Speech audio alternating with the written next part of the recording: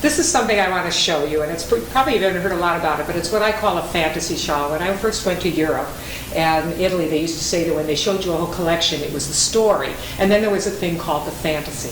When you're handling what I call a fantasy shawl, you really don't want to do a lot of ties with it, because the shawl itself with its lace and its beading, everything should be showing everything that you need to know.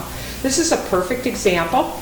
And one of the things I want to do, and of course it has to be very wide because it's going to be a shawl, is when you put it on, I want to make sure that you get your arms around like this. And the reason is because when you see this in the back, you're going to see how it drapes. I don't want anything blocking it. So what I'm trying to prevent from happening is this type of a look in the back, because this is what I call a fantasy. And in a fantasy, you want to see as much fantasy as you can possibly use. This is great with plain colored dresses, or sometimes with a print, depending on if it's a small dress. Really a nice way. It's always nice in the closet with basics. Here are some of the others. This one's one of my favorite, and I'll show you why it has some special characteristics. One is it has lots of fantasy, a little bit of a scarf in the middle, which makes it really nice.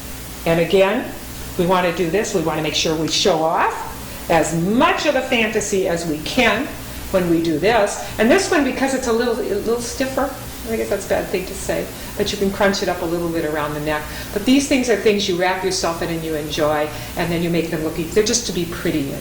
And the one that I really like is because this one didn't have any detail. We have these in quite a few colors, and I'm probably going to do them again.